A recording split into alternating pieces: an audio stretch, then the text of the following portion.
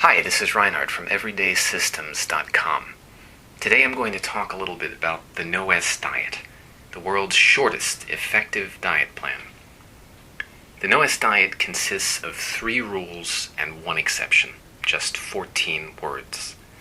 No snacks, no sweets, no seconds, except sometimes on days that start with S.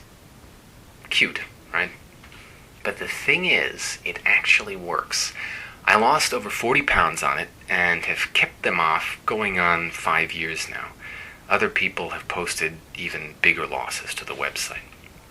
How is this possible? How can something this simple actually work? Let's take a step back and look at the competition.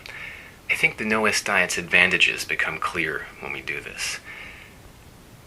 There are basically 2 kinds of diet plans today. I'm simplifying a little bit just for the sake of clarity, but I think it's still basically accurate. I call them substance accounting diets and forbidden foods diets. Substance accounting diets are diets where you count calories or carbs or fat or points or whatever they come up with next. The appeal of these diets is that you can eat whatever you want, as long as you balance the books at some point. You can eat a lot now, as long as you make up for it later. It's like keeping an accountant's ledger. These diets tend to fail because balancing the books is too much work. It requires you to pay an exorbitant and unsustainable amount of attention. It's not something you can automate into unconscious habit.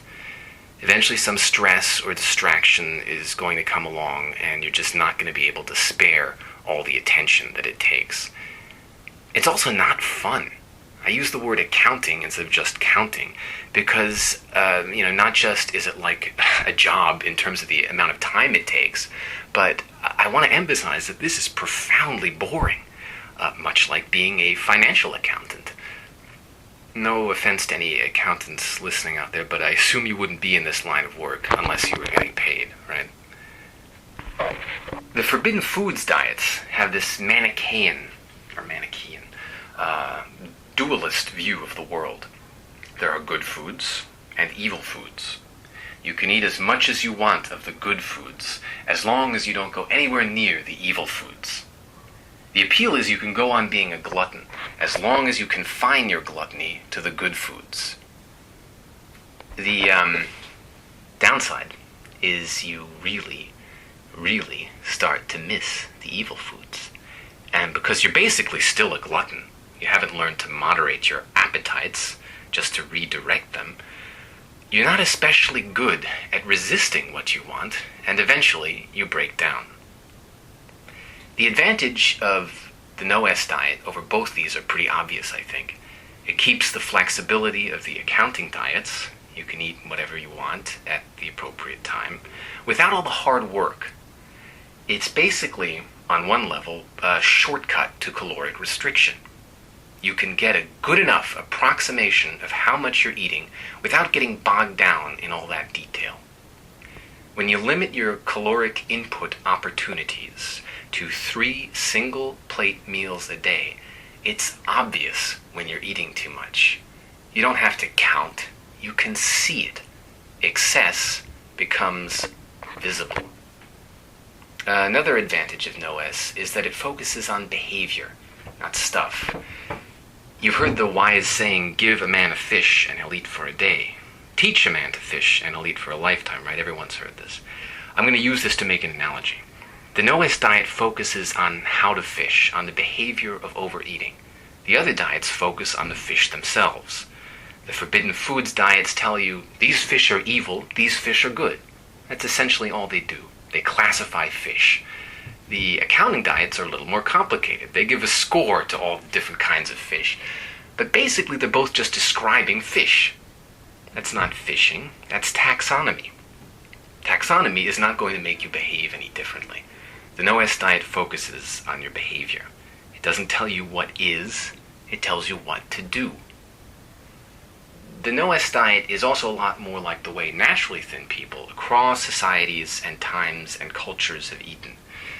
The details vary a little from place to place, and it's not formulated exactly like NOS, but a limited number of limited-sized meals with sweets and big feasts reserved for special occasions is a pretty universal way of eating. And remember, being thin is not some anomalous condition found only amongst Okinawans and French women and Paleolithic cavemen. Most people, in most places, at most times in history, were thin. Even here in the United States, until very recently, like 1980. You don't need to look for some crazy far-out solution. Just eat like they did. It's safe, it's a known quantity, we know how they ate, it clearly works, and doing something this normal is going to be easier than doing something strange and historically unprecedented.